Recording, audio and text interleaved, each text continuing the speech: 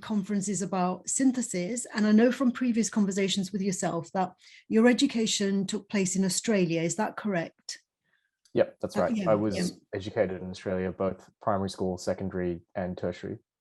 Yes, like myself, I grew up in Britain, and so I'm assuming that our experiences were similar in the sense that our secular education didn't kind of entail purposeful linking with what we believe in terms of our Sikhi. And none of my teachers knew anything about my culture or my beliefs, and so it was a very secular, well, actually I say it was secular, but it wasn't secular, it was very Christian based.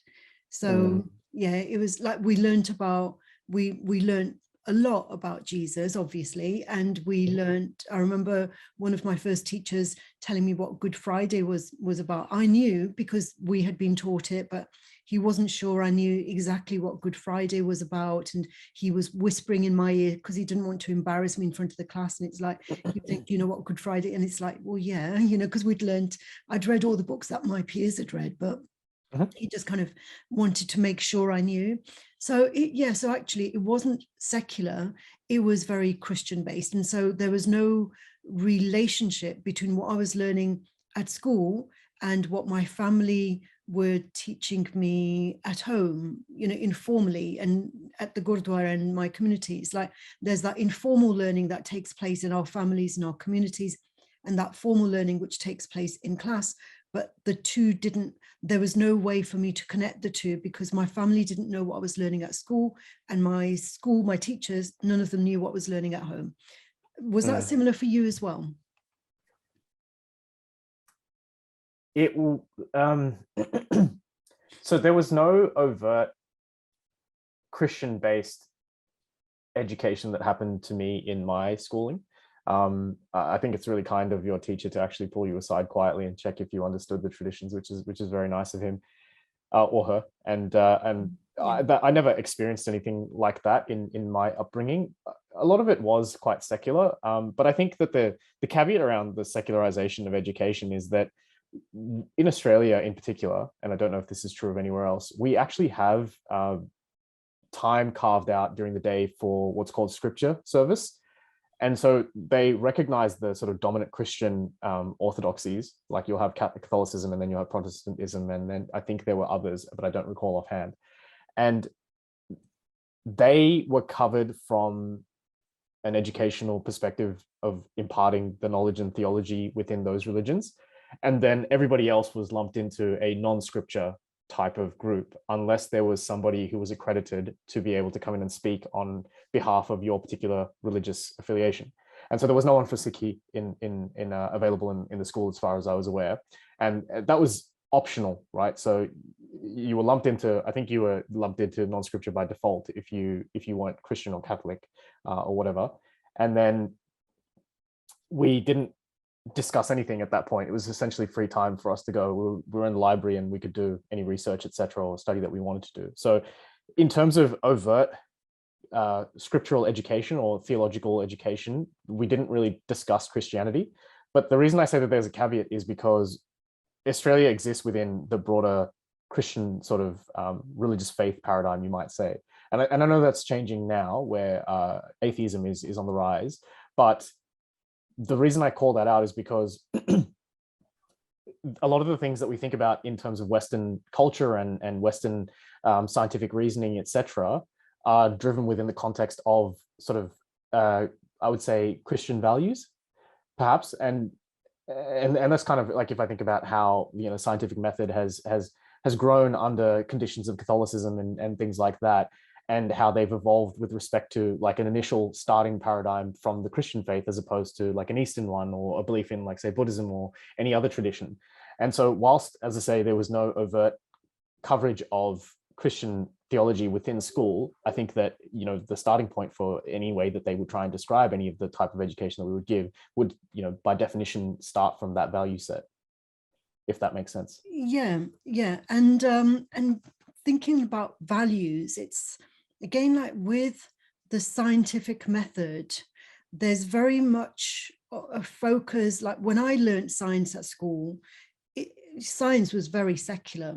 It was like there is a prescribed way to follow the scientific method, and it was very much based on the Newtonian kind of concepts of as though we can learn everything by focusing to the atomic level, you know, by analyzing things to the minutest detail. And so our values as a researcher, our values as a learner, or the values of the teacher, it's as though they didn't matter.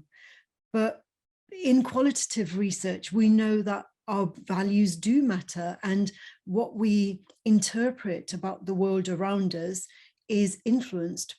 You know, for example, quantum theory. With quantum theory, we know that particles and waves, you know, they can behave, an electron can behave differently depending on the context.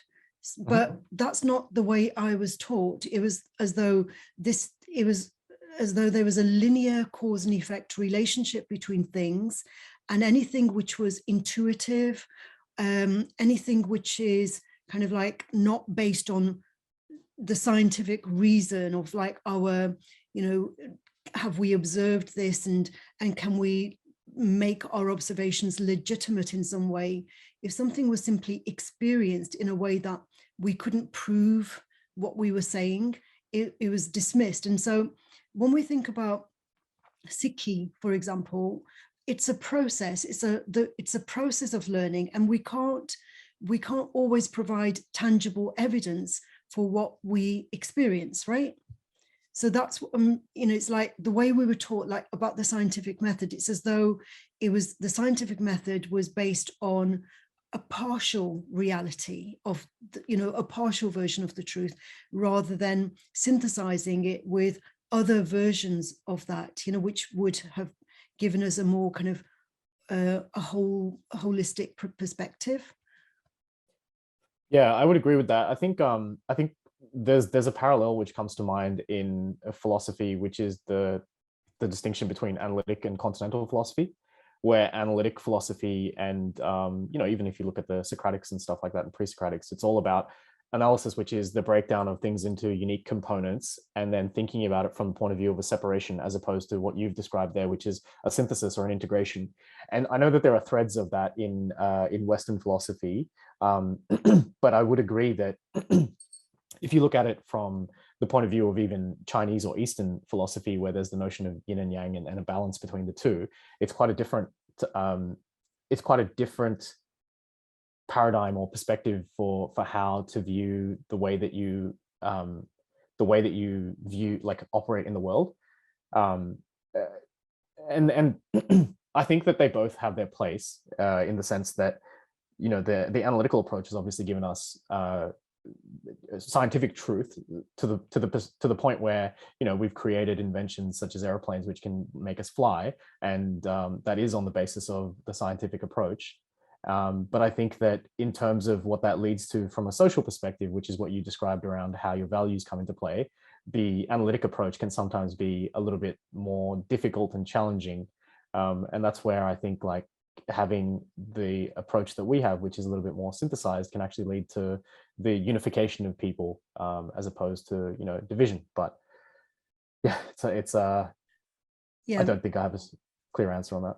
Well, I mean, if we look at the first industrial revolution, obviously the steam engine, and, you know, then the second industrial revolution, electricity, you know, the mechanization of the way we do work, you know, all of those arose from that logical, analytical, the scientific method led to discoveries. And in a way, that was one of the reasons that we were colonized. We were colonized because there was this kind of growing kind of power and influence of these systems and these this knowledge that came from the West about, you know, that led to these industrial revolutions. And so material wealth, and we were colonized by the East India Tea Company, which had an infrastructure backed by all this technology that was and at the same time that the industrial revolutions were taking place, we had our gurus teaching about oneness and about environmentalism, and it's as though we absorbed those concepts you know, in one way, like in an informal way, but in terms of our education, because I think once the East India Tea Company were able to colonize us, our education became very much focused on the scientific method, and anything which was not scientifically proven was called superstitious, and it led to our education being considered to be inferior because it was based on, you know, non-tangible kind of intuitive things, which was hocus pocus. Yeah, I think that I agree with probably the point around how the analytical and scientific approach led to discoveries that enabled that infrastructure as you described. But I think that when we think about the perspective around colonization, I think it's also important to remember that, like, whilst it wasn't the globalized world that we imagine today, the military structure of Maharaja Ranjit Singh, for example, also had European commanders in it. And so there was the cross transfer of, you know, weapons systems, etc. But it just so happened that the British organization and the innovation around, you know, financial structures and things like that happened to support their ability to kind of impose like a larger structure and then build institutions around that. And I think, if I recall correctly, Neil Ferguson, the historian, has spoken about that in a book called, I think it's, I forget the name exactly. I think it's The Square and the Tower. And he talks about, you know, how, this is kind of paraphrasing, but he talks about how one of the you know, the strengths that the West brings to bear is the ability to construct institutions, like linear hierarchical institutions, and that enables them to increase their influence over and above the sort of Eastern way at the time. And so I do agree that, you know, the sort of mechanism that you described around how colonization occurred to some extent, and I think there's obviously more to the story than that in terms of like some of the characters that behaved unethically and things like that, and there are books about that by William Dalrymple, etc. But the point around, I think, the inferiority of education, I think, is an interesting one. And, you know, there's a philosophical field called epistemology, which is, you know, the study of truth, or knowing how you can know something. And I think that really does underpin the Western methodology of the scientific method. And I think that there is value in uncovering a sort of objective truth, if you will, and then using that to enhance, you know, society or make progress and things like that. And so the question that I would ask is, well, if like, aside from faith, what would be the basis to believe in anything? And that's where I think that, you know, Western philosophy makes space for the opportunity for something to be true without being proven. But it's more the culture around that, in terms of the way that society is structured, about disbelieving other people's perspectives, and then using, I suppose, like, you know, I'm not sure the best way to describe this, but the characterization that I would say is, like, you know, when our parents call it yoga or something like that, or when we come to school and we bring these beliefs that, you know, they're dismissed because they don't make sense because of the sort of belief system you need to have in order to agree with some of those things. But then when somebody who is trained in the Western sort of methodology in marketing and commercialization comes and believes those things and then packages up that same belief system in a Westernized way, it's much more palatable. And then there's this kind of what you might call this, like, expropriation of our cultural belief system, where somebody else is able to value and profit off that, as opposed to, you know, I think us, where we've believed those things for a long time, but they haven't been taken seriously by the West from the point of view of rejecting things that cannot be proven. And, you know, I think they call that scientism as opposed to the scientific method. And you know, going too far in any one direction, I think, is not helpful. It's a long-winded answer, though. Yes. Well, I think there is room for both objective truth, a search for objective truth, and also subjective truth, you know, because if we're thinking about matter, you know, if we talk about like Newton and the industrial revolutions that led to creation of, you know, airplanes and steam engines, and if we're talking about material things like that, there we can talk about objective truth. We know that, if x plus y equals, whatever, like there are equations that mathematics can lead us to this, the objective reality about facts and matter. But when we talk about energy, it's very subjective, like if somebody has confidence and they learn to have more confidence, and it's like, well, it's that confidence can arise from values. Values are not tangible. Experience, maturation is a process. It's not a physical, it's not necessarily a physical thing. It's not necessarily associated with aging. Somebody can be very mature at a young age, and so it's as though with this secular or the European perspective, very often there's more of a focus on the objective truth and logic, as opposed to the subjective truth, which is contextual, which is based on our own experiences and the way we see the world, right? Yeah, I think so. But I do think that even in the West now, when you look at like sort of left-leaning progressives, they do make space for what could be called your own truth, so to speak. And I think that that is a recognition of what you're describing, where there is a subjective truth that everybody experiences, which you can aggregate up to some extent to perhaps like an objective truth. And I know that's not, it's probably clumsy in the sense that if you do aggregate things up to that level, you start to lose the nuance and all those kinds of things. But yeah, I think that we are breaking away from this idea that, in culture and personal experience, that there is like one truth that fits all. I mean, you've seen that in the United States over the past, say, 5 to 10 years as well, or that sort of evolution between Obama and Trump and now Biden as well, where the discussion around truth and alternative facts and all those kinds of things has come to the front. And there are elements to that in terms of, there are obvious things which are untruthful, right? But in terms of reporting on fact and things like that. But where people start to, I think, the discussion, I think, around truth starts to get a little bit convoluted is about the interpretation of those facts and the construction of that into a truth is where, that starts to get a little bit murky. But I agree with your assertion, right? Like every you're living a different truth, I'm living a different truth, because the paradigms that we bring to the table, the values that we bring to the table, the subjective interpretation of events that we bring to the table are going to be informed by culture and experience and, family history and ancestry and all those kinds of things.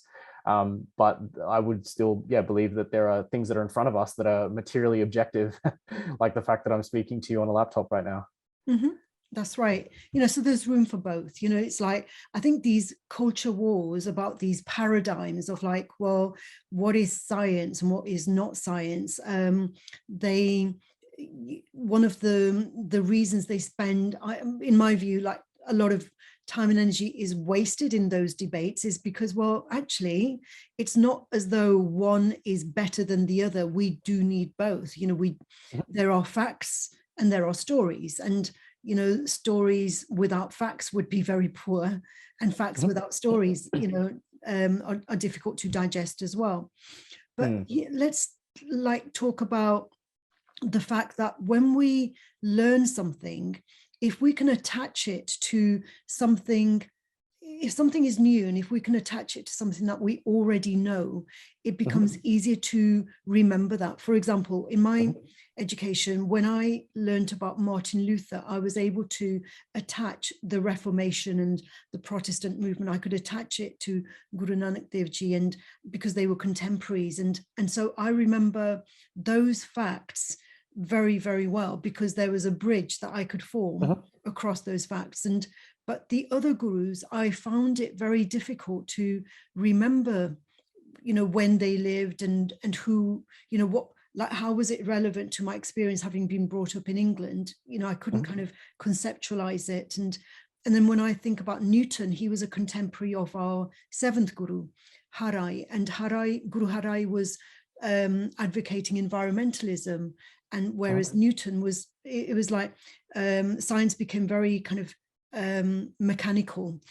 And so so for me, it's like those two pathways. It's like 400 years ago, there was one pathway that was kind of like making the world more and more mechanical, and the other way that a lot of cultures seem to have kind of forgotten is that there were, well, I suppose even further back than Guru Harai, Hinduism, it was always advocating our harmony with nature and our interconnectedness, and that's something that we seem to have put, you know, on a back burner. We seem to have overlooked the importance of that until recently with climate change, and now it's kind of like we're kind of going back to this discovery, and we think, well, actually it's not new, we have the knowledge, it's just that we stopped using that knowledge. Why did we stop focusing on our interconnectedness and start thinking about, you know, the mechanical? Why did we elevate one pathway, and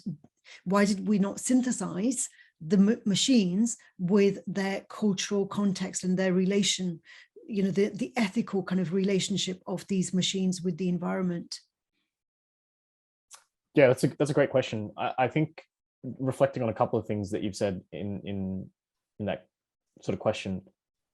One is that I think if you look at Silicon Valley as the most sort of contemporary extension of, you know, the Industrial Revolution, there were comments made by a VC where he talked about, you know, the critical importance of engineering and STEM skill sets to the future. And then I think, I don't recall the timelines off the top of my head, but if you think about it, you know, 5 years later, now there's a comment about how the technical aspects have been unitized, shall we say, where people without technical skills now can replicate the same things that a software engineer would do. And so the emphasis around what is valuable and in the economy now is much more about those humanistic elements, about being able to communicate with people, being able to understand what drives them and motivates them, and then gets them to act in a certain way. So I think we are, you know, just kind of extending on what you said then about how the sort of analytical methods were elevated for a period of time, and now we're starting to come back to those more sort of synthesis. I'm not so sure what the word is, but like, you know, the element, like activity of synthesis as opposed to analysis, is we're starting to see some of those things. And I think there are, you know, this is me speculating on this call. I've never really thought about this before, but I think that if you look at the way that the Industrial Revolution happened, it was about unitization and the creation of a single unit that could be mass produced. Like you look at the Model T Ford, and I think, you know, there's that quote about how, you know, customers can have any Model T Ford as long as it's a black one, right? They're building the same thing, and it's from the point of view of efficiency, and that has led to massive improvements in health and economic development outcomes for the world.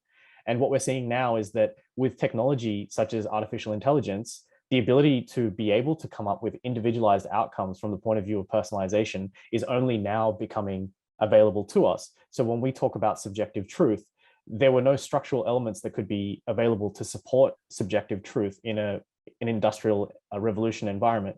It has taken this period of time, you know, 40, 50 odd years, I think probably more, actually, yeah, it'd be about a century actually, for us to be able to find the technology that can support an environment where, you know, synthesis is valued once again, and the experience of community. And that's not to say it's not without hiccups, right? In the sense that you can have your own beliefs and live in echo chambers, and then that can result in very large disputes and wars and things like that. But we're still early on, I think, in that phase and trying to navigate that challenge, and it will take time for us to do that.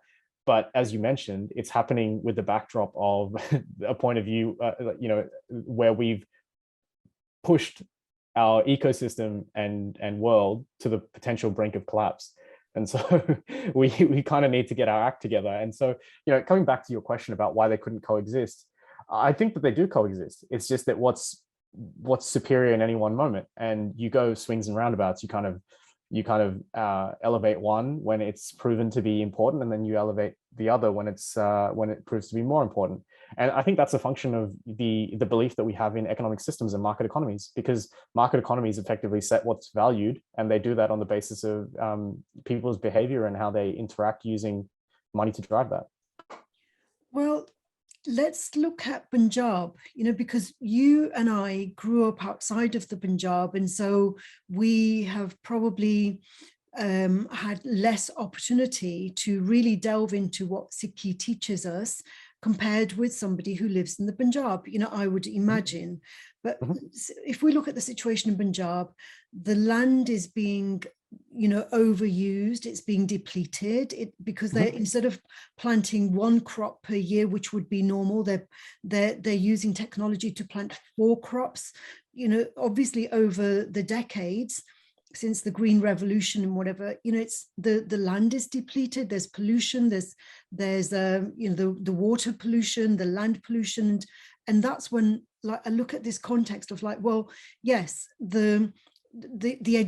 all of that using technology to over harvest, and it's based on the industrial revolutions, of mass production.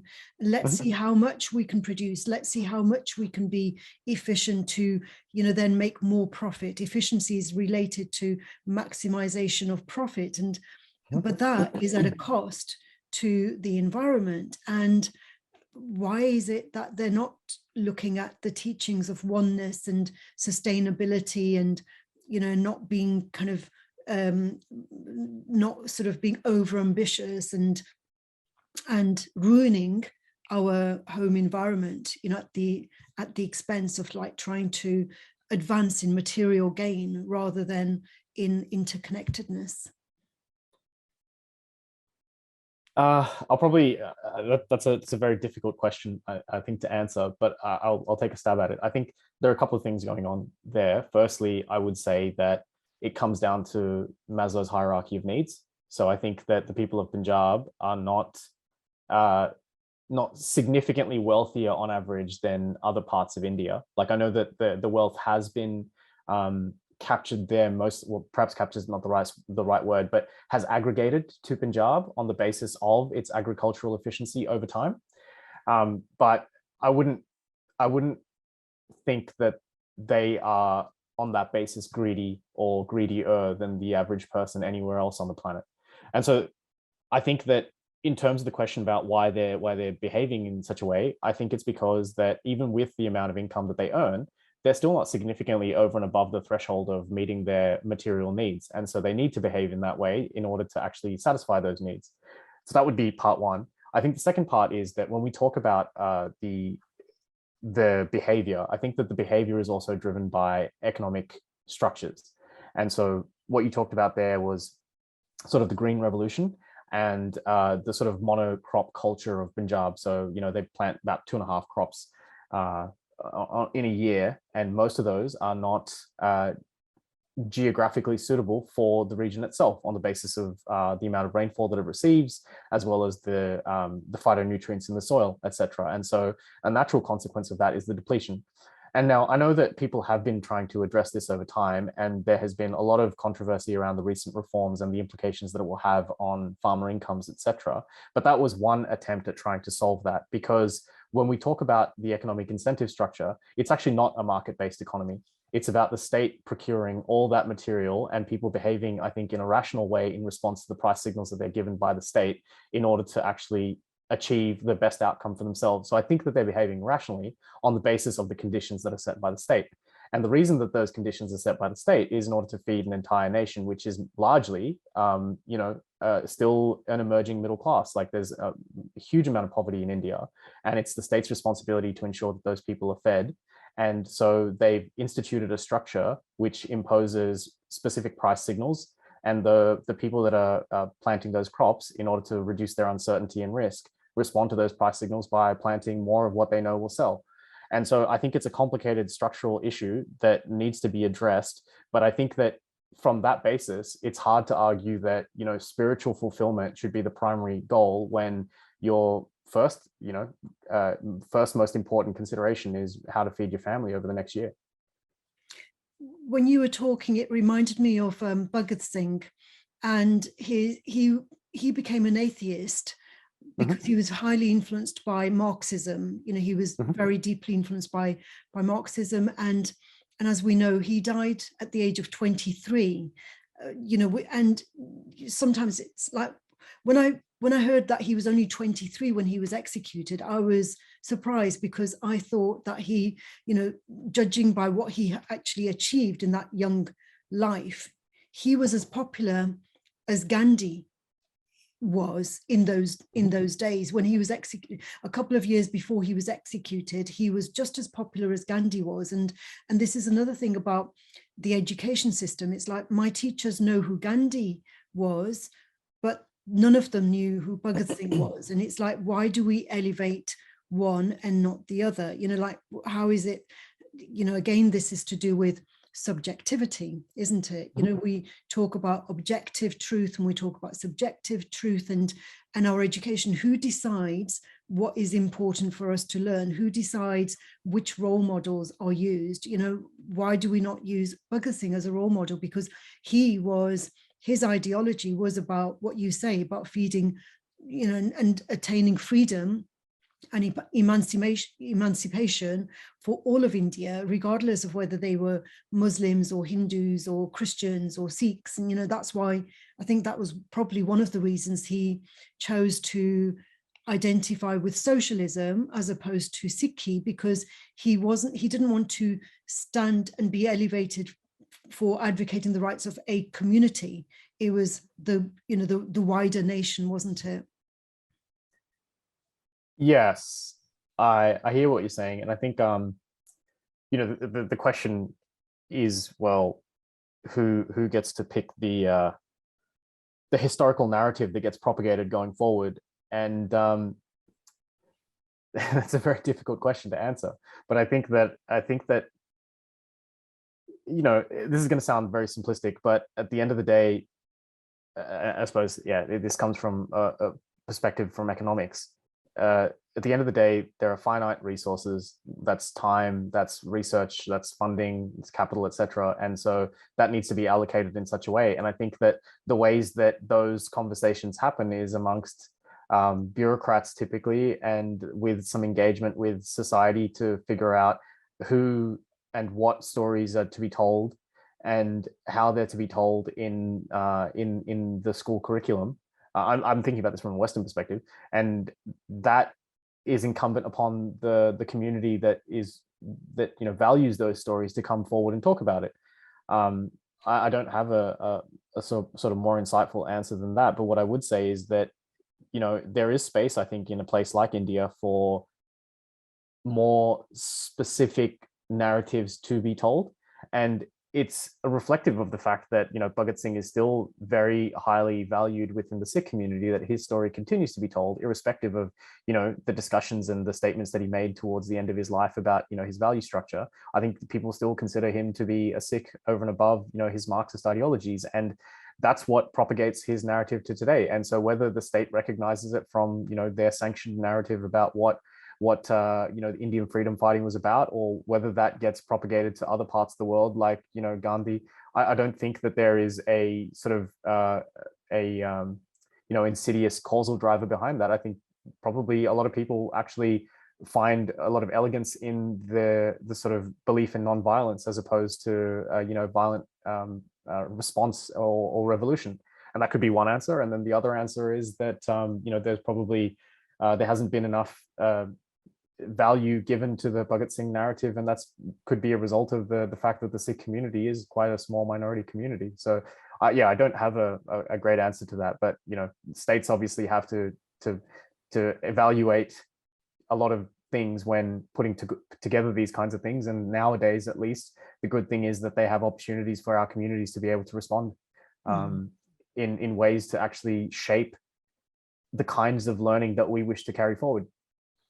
Yeah, one of the questions that I asked another participant in the conference, who is actually based in the Punjab, is about the education system, about how the English education system is still elevated, like the curriculum.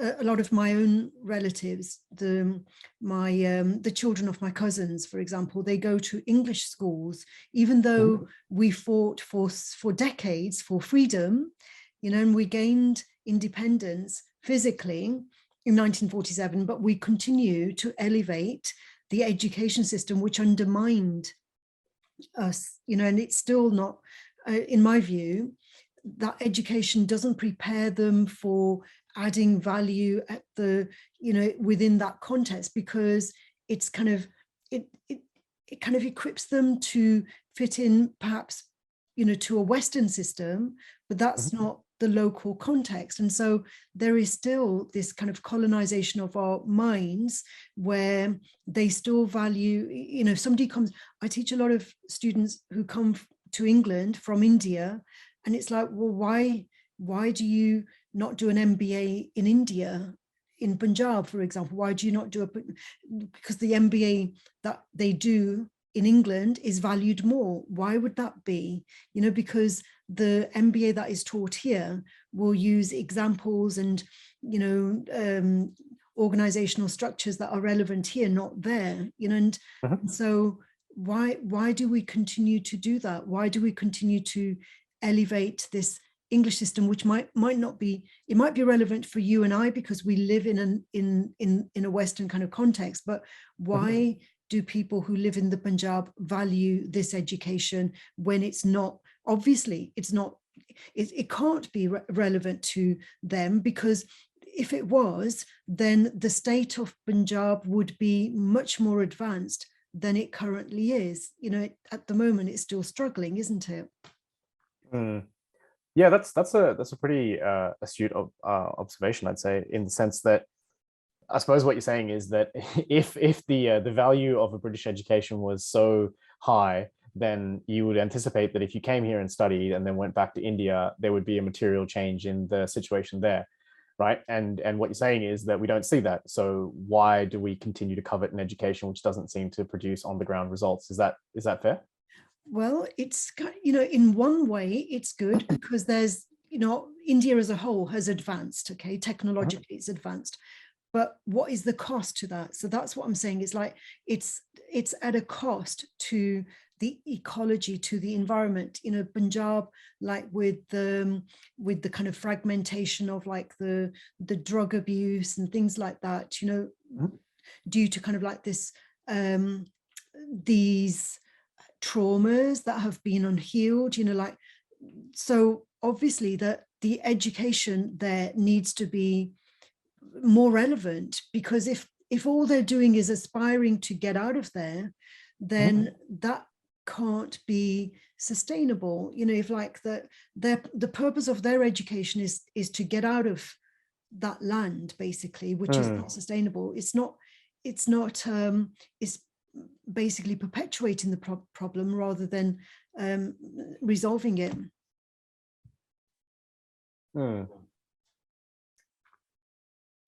That's, yeah, I don't yeah, I think that the last thing that you said about how, if the desire is for people to leave the country, then you'll never resolve the problem. I think that's a very fair thing to say. I think yeah, there are lots of on the ground challenges in Punjab. There's no doubt about that, and you've touched on many of them around, drug abuse, alcohol abuse. I think, the economic sort of development that needs to happen there, but also I think, an underlying network of corruption would probably also be high on the list as well. Like, I mean, I don't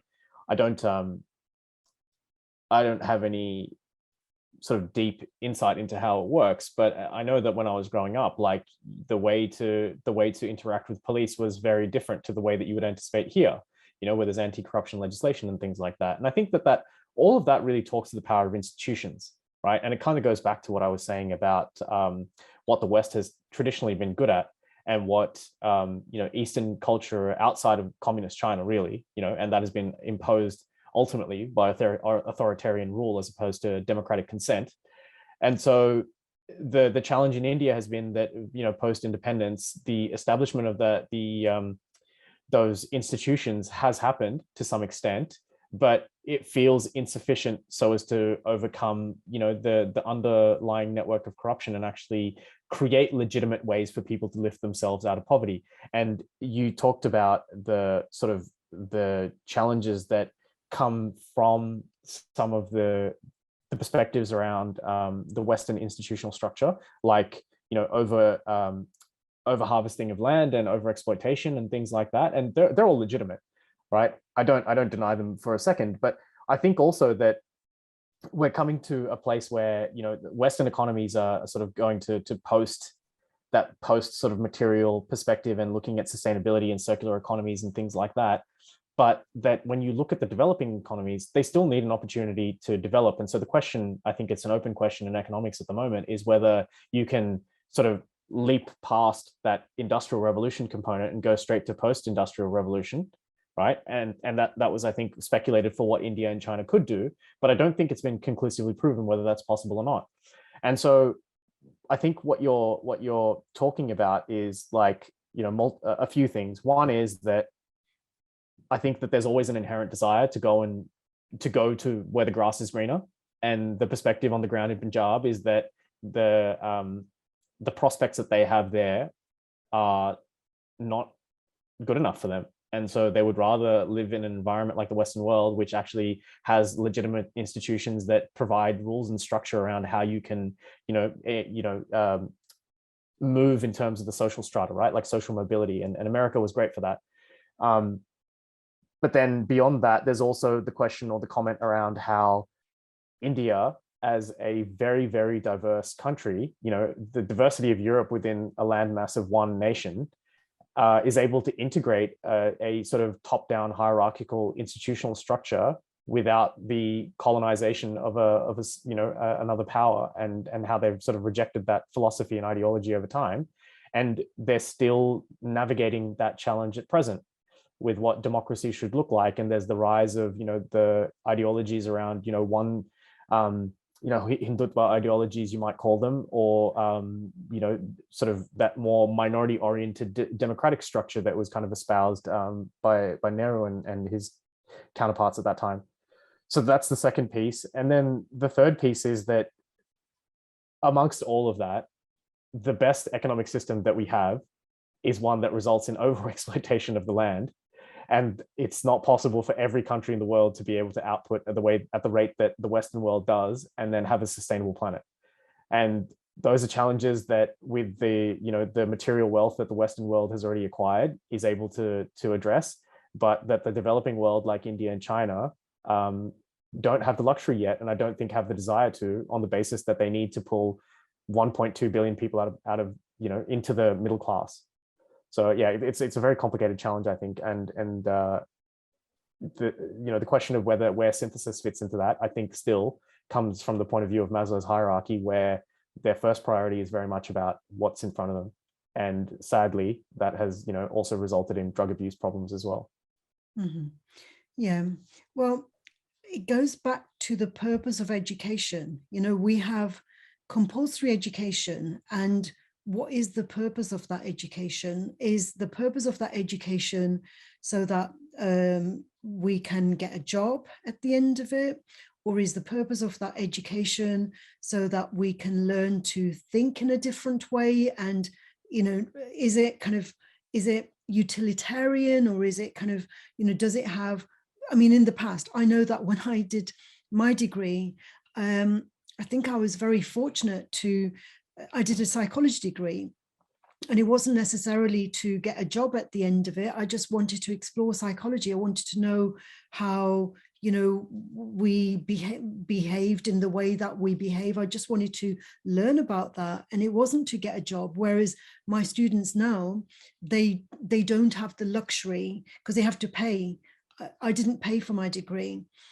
They pay, when you pay like £27,000 for a degree, you want to have a good job at the end of it. So it's become, like the purpose of education has, like, we have to think about what is the purpose of it. Is it an individual purpose, or is it a collective purpose? Are we spending so much of our lives in this compulsory education because we want to get a good job and get a good car and live in a nice place, which is what most of my students aspire to. It's, a nice big house, a nice big car, and in a nice location. Is that all it is? Is it about ownership, or is it something more than simply having and like owning property or owning kind of the material things? Yeah, that's a really good question. I think a couple of observations. Like, we started the conversation on the question about the role of religious education in the Western world from the point of view of being taught about Sikhi within schools, which primarily had a sort of Christian foundation.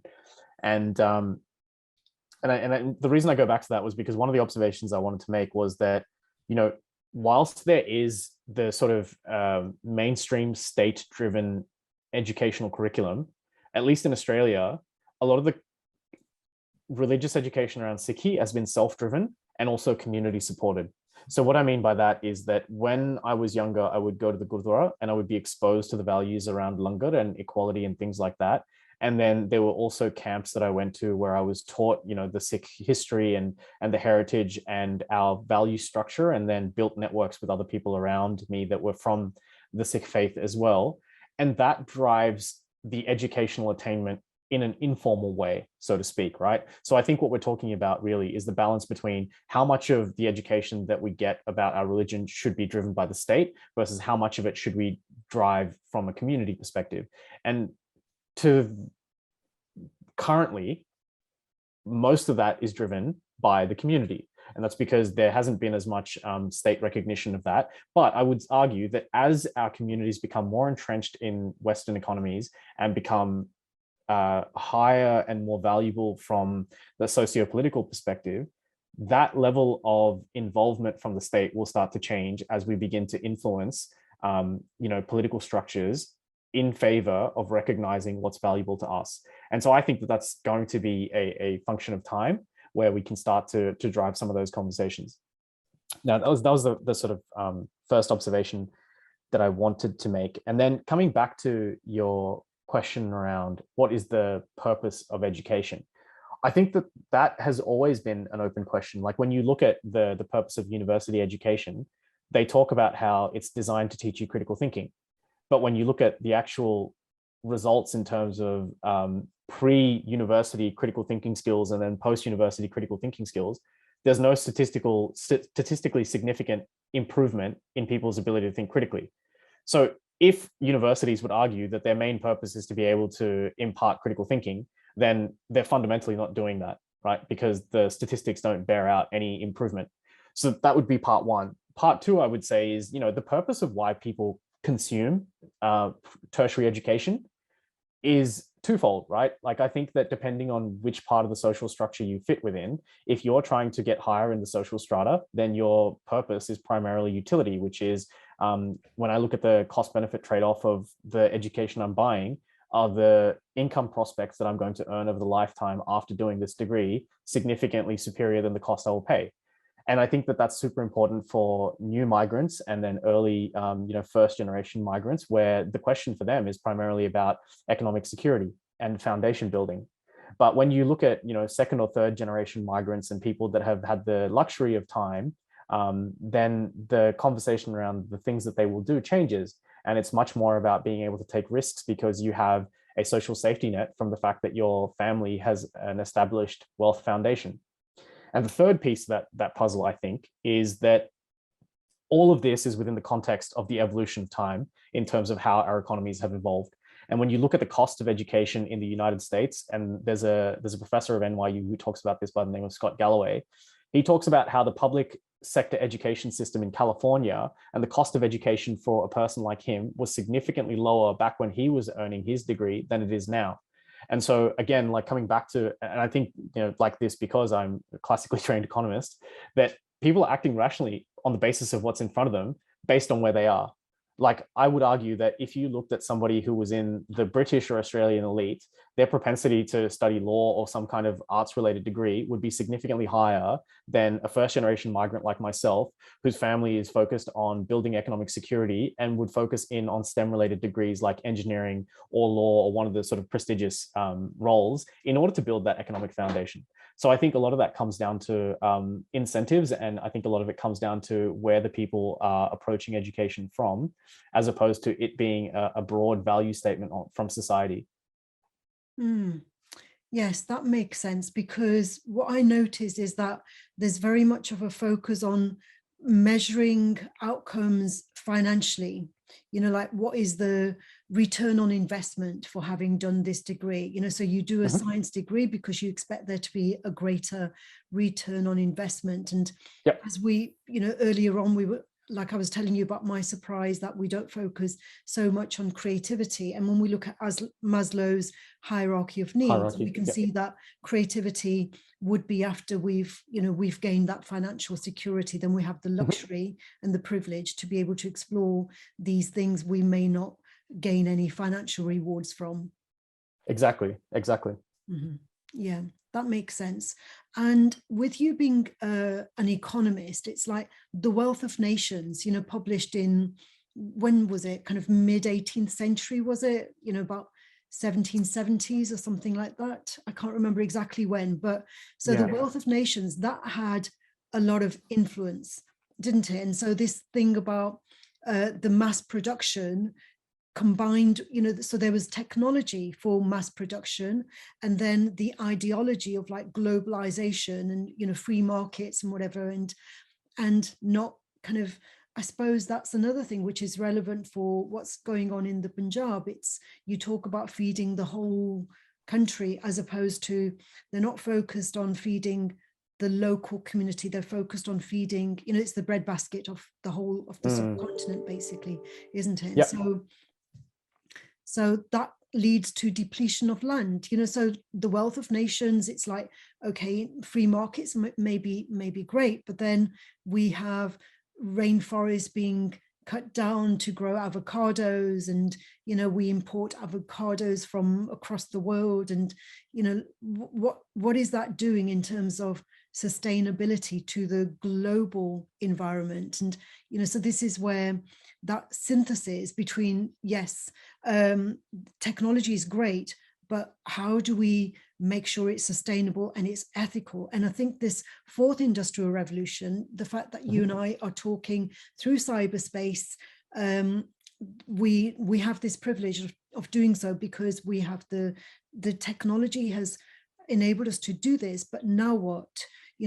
Like, now that this technology is available to us, what are we going to do with it, and how are we going to use it in an ethical and sustainable way?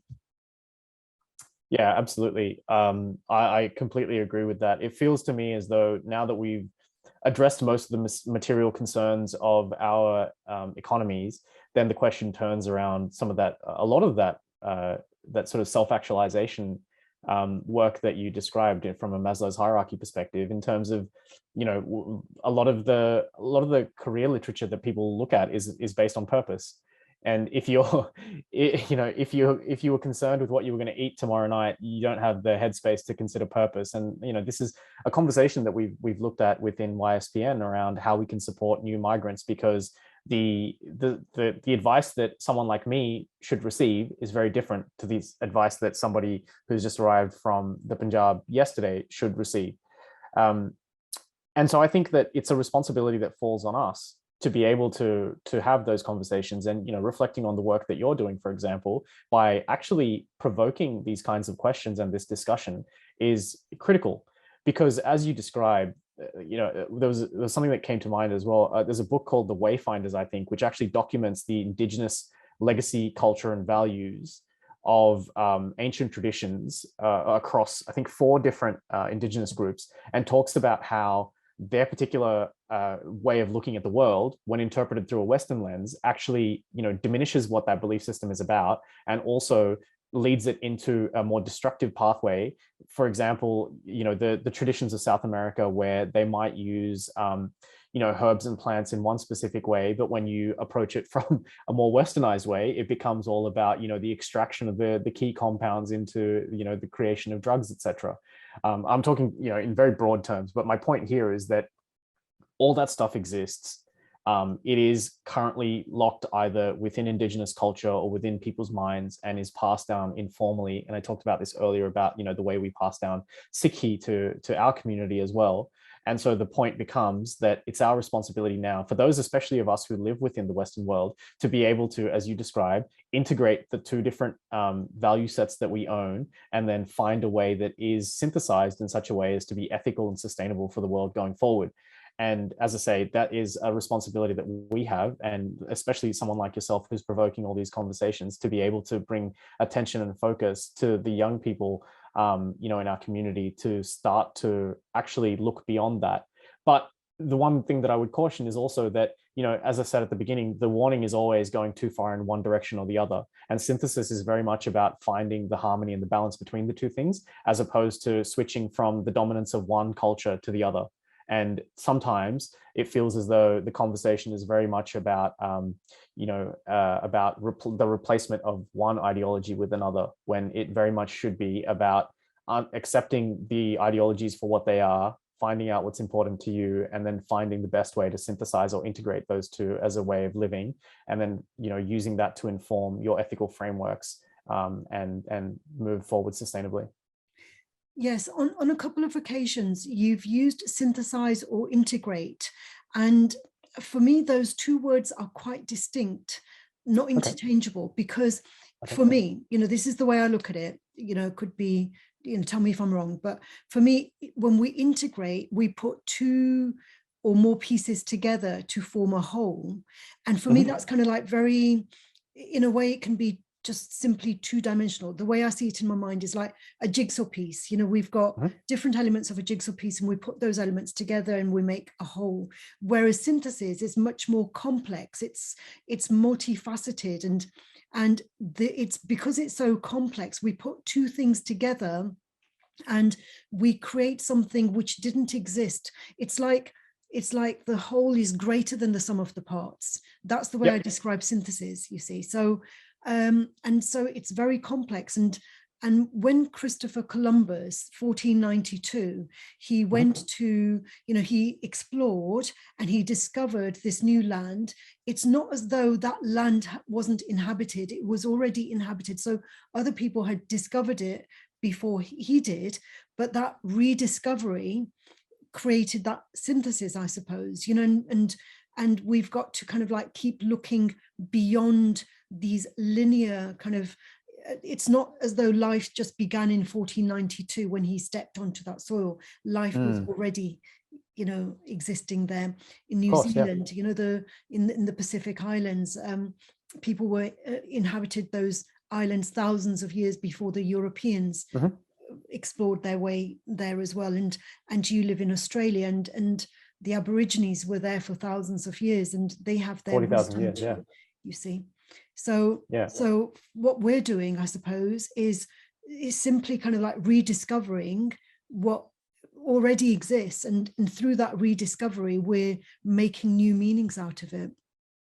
Absolutely. I think what is it? There's the ancient history quote. It's something about you never step into the river, you never step into the same river twice, because either it's changed or you have. And I think, reflecting on what you described about the definition of integration versus synthesis, I acknowledge your perspective on that. I haven't thought about it as deeply as you have, in terms of what the two interpretations mean. So I'm happy to go with your definition of it being more complex, I think. And I think I agree with your perspective around where I am talking about is synthesis. It's like the combining of two ideas. Yeah, I'll tell you why I've thought of that, more deeply, or quite deeply about it, is because I describe myself as a British Sikh. So there's the part of me which is British, and there's a part of me which is Sikh. But so an integrated part is like British Sikh, but the synthesized part is something bigger than British and bigger than Sikh. It's like it's almost like a new identity.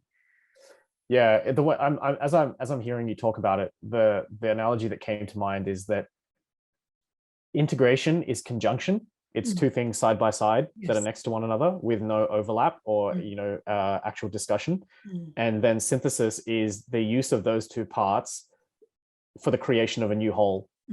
And I suppose if I think about it, I would have used those two words interchangeably, because for me, integration is a proactive act of the creation of a new identity on the basis of the bringing together of two component parts.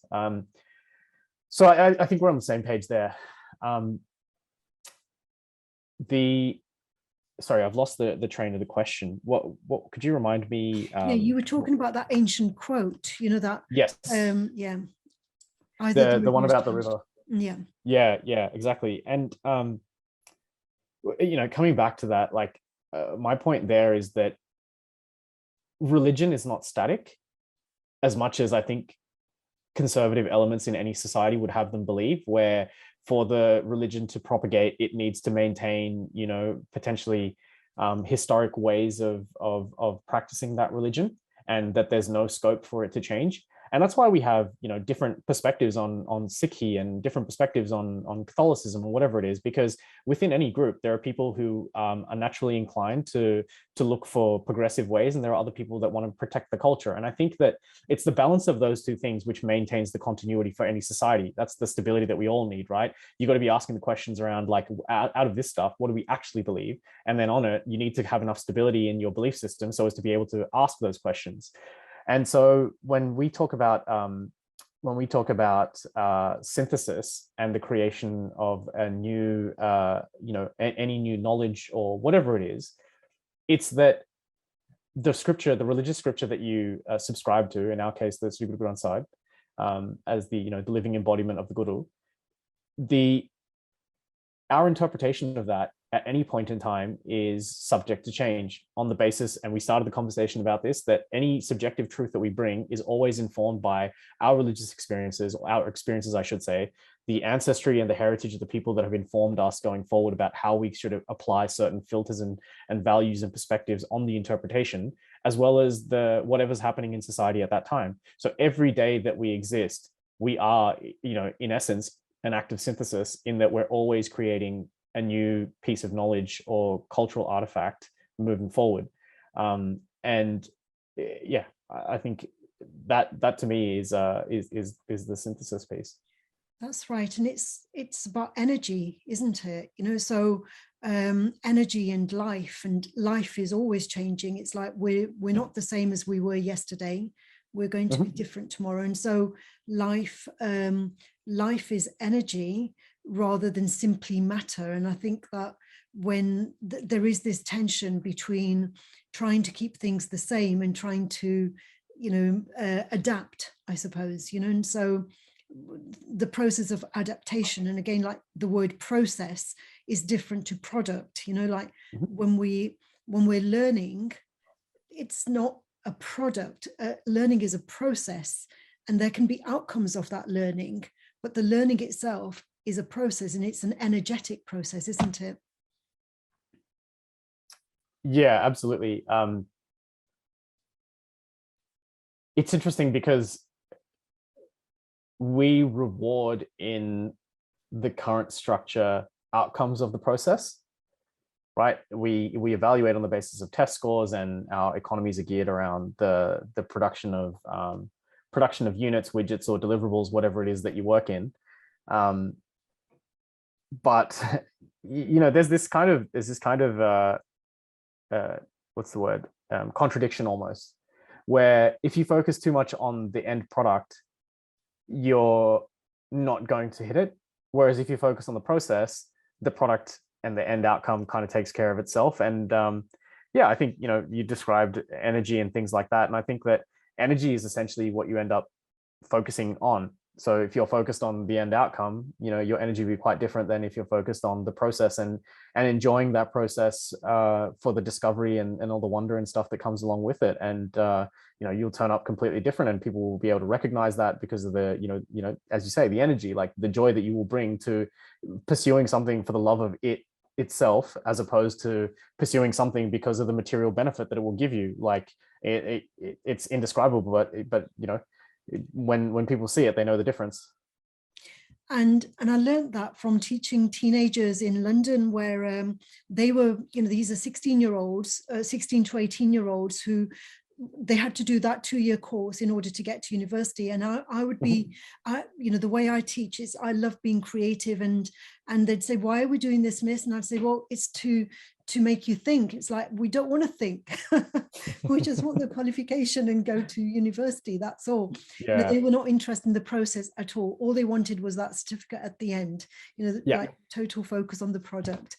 But do you know what, reflecting on that, I had a teacher in high school who really focused on being provocative from the point of view of challenging us to think critically.